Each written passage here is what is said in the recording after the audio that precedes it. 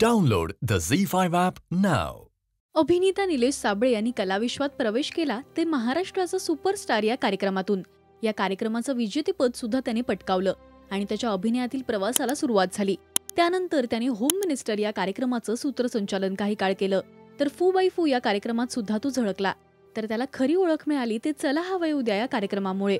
फू bye फू सुरू असताना 2014 मध्ये रितेश देशमुखचा पहिला मराठी सिनेमा लय भारी येणार होता आणि त्यांना त्यांच्या सिनेमाचं 1-2 तास प्रमोशन करता येईल असा शो हवा होता आणि त्यासाठी झी मराठीने निलेशची निवड केली आणि एका दिवसातच हा शो तयार झाला आणि त्या शोला प्रेक्षकांचं प्रेम मिळालं आणि असाच एक कॉमेडी शो सुरू करण्याचा निर्णय झी मराठी आणि निलेशने घेतला, ज्याचं नाव ठरलं चला हवंय उद्या.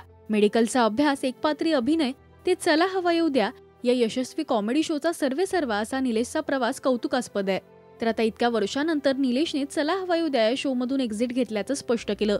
याचं नेमकं कारण त्याने एबीपी माझाच्या मुलाखतीत सांगितलं. निलेश म्हणाला, सध्या मी सिनेमे, वेब सिरीज यासाठी काम करतोय आणि माझ्या तब्येतीचे सुद्धा काही प्रॉब्लेम्स आहेत.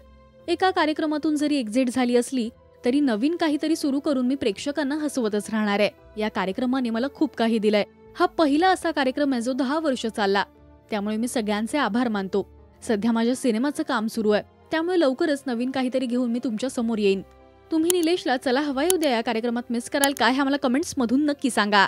मराठी टेलिव्हिजन विश्वातील बातम्या, अपडेट्स आणि गॉसिपसाठी तुम्ही सबस्क्राईब करा राजश्री मराठी शोबज.